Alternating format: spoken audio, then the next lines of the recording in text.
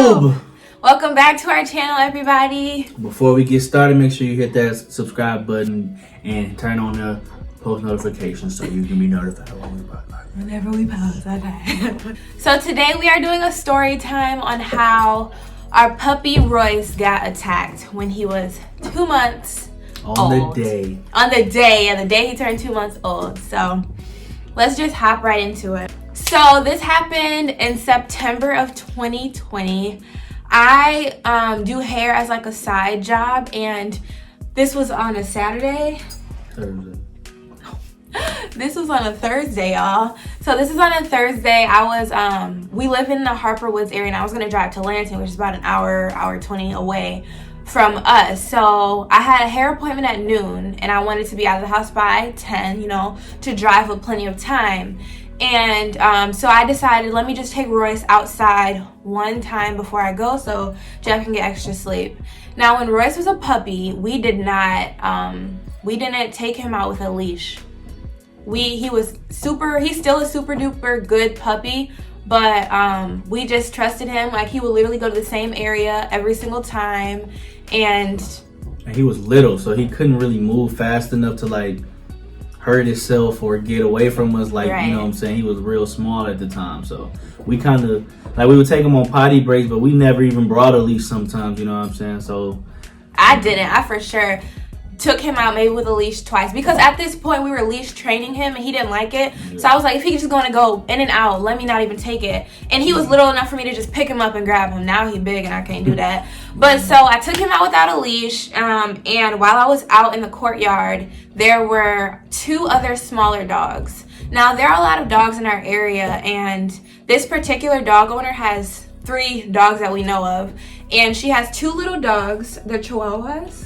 I don't know. I know one for sure is a Chihuahua, but they were small like Chihuahuas, and they were kind of roaming around the courtyard. And Royce likes to play with dogs, so he finished pottying and he went to go play with them. And I wasn't in a rush. It was around 9 o'clock at the time, so I was like, I don't have to leave for another hour.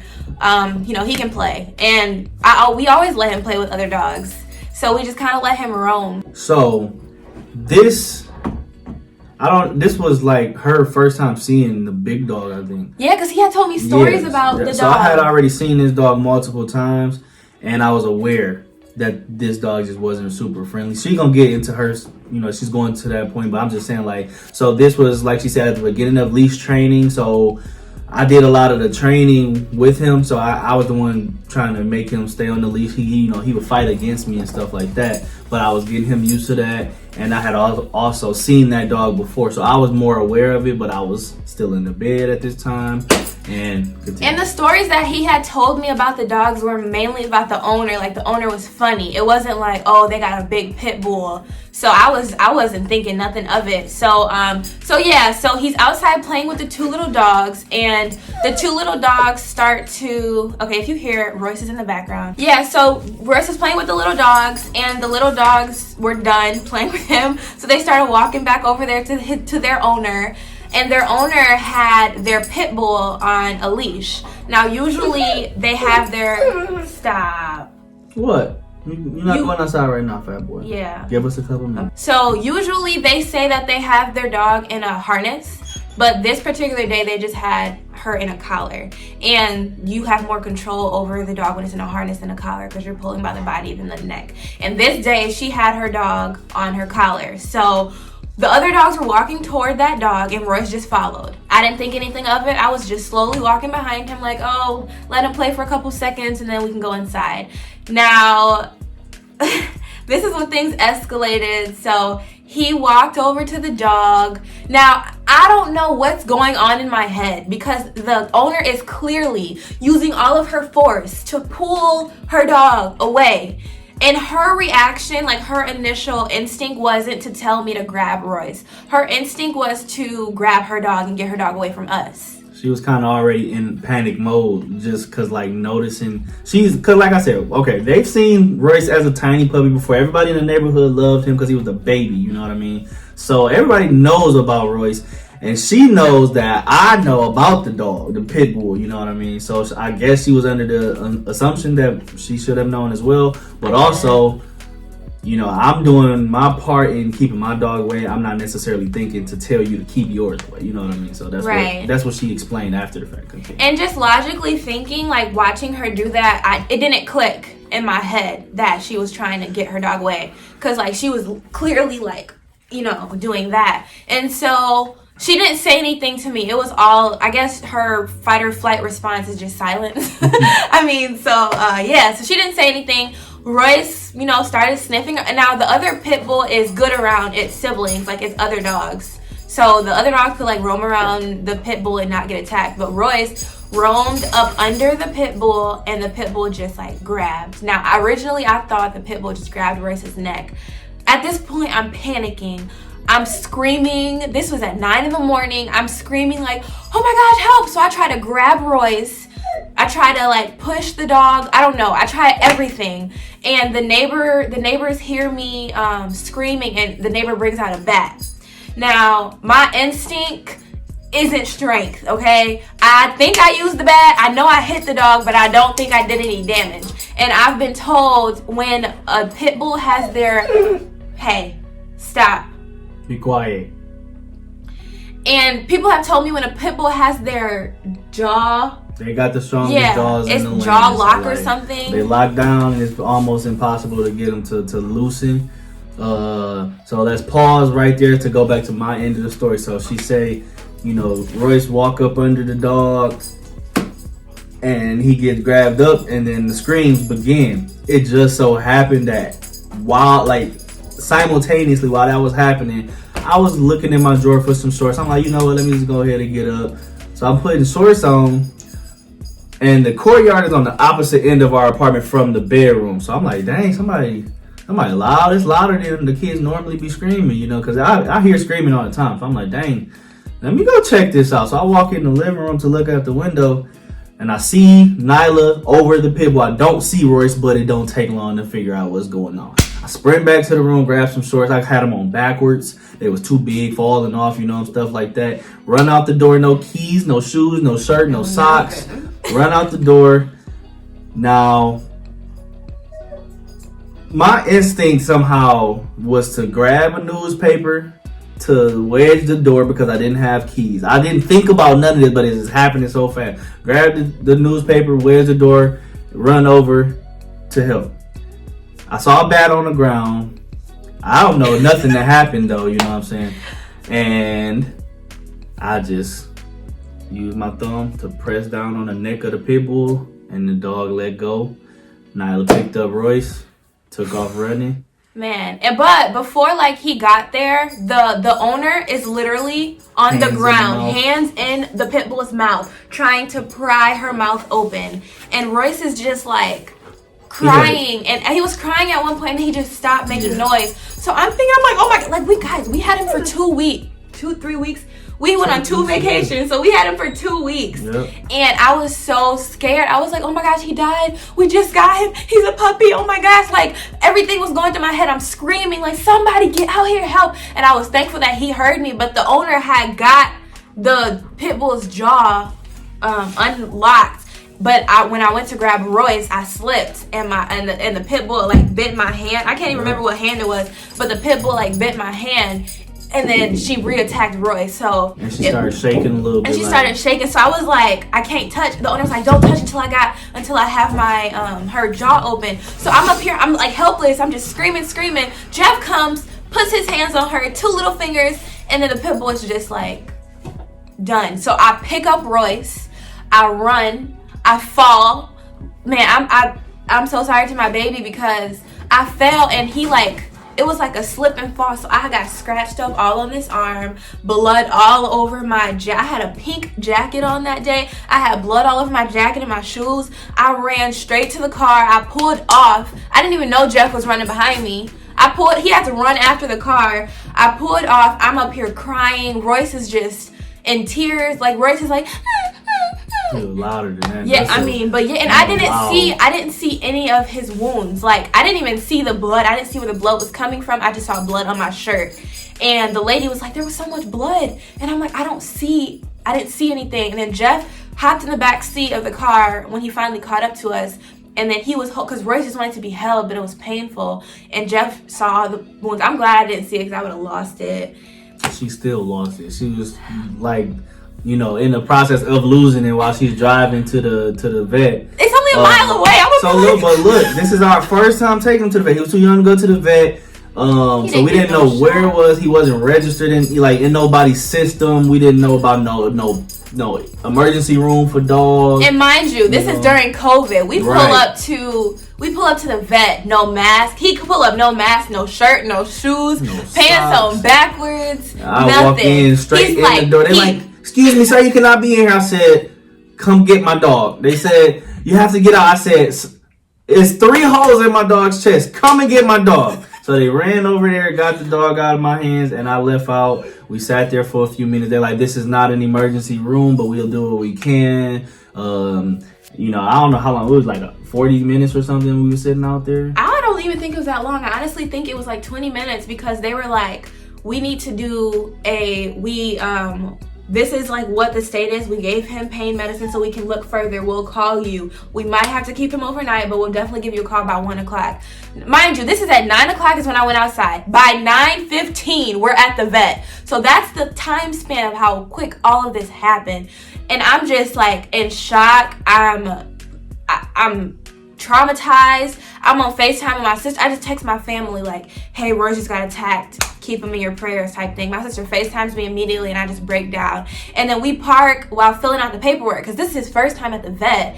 And the lady comes out. She's like, "Okay, he seems to be fine. Like, he has a few punctures." I didn't know what they were going to do. I didn't know if he had internal damage. They had to get stitches or what. So I'm up here. I don't know. I'm lost. Like, this is both of my first pet. We don't know what to think, what to do. So I canceled my appointments. I had appointments in Lansing through the weekend. I canceled those and we just kind of stayed through the whole day. I'm crying on and off. My arm is sore. Like, I didn't even know that I had a bite mark and scratches on my arm until everything settled down. And then we came home and took off our stuff. I cleaned up my wounds.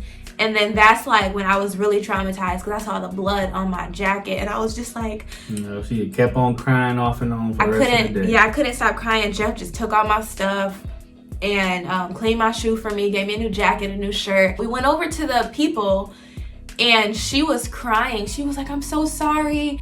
She told me that her instinct was to just get her away from us than to tell me to get Royce. They paid for all of the bills, so like nothing was difficult with them. They were very compliant.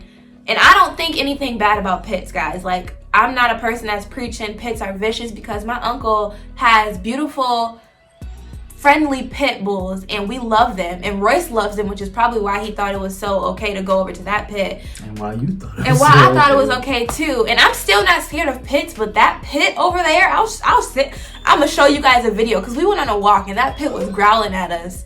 But I'm going to insert a video and show you guys what the pit looks like. But that pit scares me, okay? But anyway, after that happened, they called us around 1 and told us, I think they said his lung was punctured. No, I think they did. But they said it would heal because he's young. None of his organs was punctured. None of his bones was broken. Oh, they just said his punctures would close naturally because he's so young that he will recover fast. Okay. They said to not have him walking or really moving period for like a week. This boy was walking around the apartment that night. We got here. Like crying. He didn't want me to pick him up. That would hurt, but he would try to walk on it. You know what I'm saying? Like we literally moved everything into the living room for him. We was like, okay, we about to post up in the living room for 2 weeks. We brought his bed in here. We brought pillows and blankets. He gonna walk in the room because at that point, every time he was tired, he would just go to the room and go to bed. So he just walked in the room and we had brought his food bowl in the living room and everything. He walked in the kitchen. And so he is just a warrior. Like, and through this whole time, like, I was really traumatized because I was in the situation too. I couldn't help with him because we couldn't pick him up like normal. We had to like scoop his butt because all of his wounds were on his belly. We had to scoop his butt and set him outside and everything. And I couldn't do that. So like while Royce was healing until his wounds were like scabbed and like they weren't open anymore, I couldn't do it because it was so traumatic for me. Yeah. So I had to do all the hard part of putting him through the pain to pick him up to go down because he was still too little to walk down the stairs even if he was 100% healthy. So we were already carrying him, but now I gotta like pretty much kind of distract him, tip him backwards, and catch him like a baby walking down the We got stairs. pro at that. lay my whole body on the ground so he can roll out of my arms, pee. Hopefully not on the towel that I was carrying him on, but he did that a lot. And you know, like that kind of thing. And when he pooped, he like used his front 2 legs to, and he like lifted off of that. And now I can't remember if it was his left arm or his right arm, but one of his arms was the arm that got bit, and he didn't have the strength in that anymore. So he had to adjust the way he pooped and everything. And I was like, I'm so sorry. I felt like horrible. Like I was like, this is all my fault. All I had to do was have him on the leash. All I had to do was pay attention and grab him. I was so like feeling just down at that point. But there's an upside. He's 100% healthy, healed on his own. He's such a warrior. He isn't even scared of other dogs. Like, he went back to playing with dogs as soon as he healed and wasn't scared at all. He wanted to play with people immediately. As soon as we saw other people, he just like would go up to people. He wasn't scared about nothing. Except that dog. That dog. Every time we saw that dog, I think on 2 more occasions, on the walk and then for the repass thing, he got really scared. But every other dog he's cool with. There was one occasion, like shortly after the attack, that he heard a dog bark and ran under the bed, and I was like so scared for me. And it was like, this was a point where he was still like freshly injured, and he heard that dog and he ran like full speed. He didn't even cry about the pain, and he was so traumatized that he didn't feel the pain. He was trying to get away from the window. And I was like, my baby. And then she wasn't sleeping for like the first like 4 days. I couldn't. I was having nightmares. I was traumatized. I couldn't go to sleep. And I already wasn't sleeping because he would wake me up every 2 to 4 hours. Not at that point. At that point, we were alternating. It was during the healing process is when that's when he got attacked. But we weren't alternating. It was like whoever heard him, and I heard him first most of the time. So like, you know. Well, that was supposed to be the agreement, but guys, I feel bad already, okay? Because I physically couldn't. Like, I just couldn't. I would cry, like a full cry every single time I saw him. And when he would limp, I would cry. I'm like, it's my fault. Come here, Royce. Let me pick you up so I can show the camera how healthy you are. Sit. Come on. Now he's a big boy. Yes. He's healthy. Look at his stomach. Nothing. You don't see nothing wrong with him. Nothing. All his wounds are healed. Mm-hmm. He has like, okay, here's a scar that happened, but it doesn't grow hair over it, but he's fine. He has some gray hairs though. Yep. I can pull both his arms again. He don't care about that. Yeah. He still gets a little limp in his arm when he plays. Yeah. But after that, it goes away. Anyway, he's such a good boy. He's really a good boy. Now he's a daddy's boy because he took over during that time of need, and I was traumatized. So Jeff is his alpha. I was gonna be off with him. Nuh-uh, he was clinging to me at the beginning. He really was. We got videos of him following me, listening. Yeah, but I was gonna be out. Anyway, we hope you guys enjoyed today's video. If you guys like this story time, make sure you comment down below. If you want to hear more story times from us, comment down below. We don't have a lot of stories, but you crazy. Listen, y'all want to hear some story time? Ask, man. I'm telling you, we got some good stories. He got some funny stories of his friends from high school and stuff. We got the how we first met story. We got the wedding planning story. She not thinking right now. We got some good stories. So just ask, give us some brainstorming ideas. We can hit y'all with more story times for sure. But only if you get this to 100 likes. Say no. We ain't gonna ask for nothing. But yeah, we hope you guys enjoyed today's video. If you liked it, make sure you give it a thumbs up. Make sure you share, comment, and subscribe because we would love to grow our family. And as we always say, make every moment count because a moment without intention is an opportunity wasted. Peace.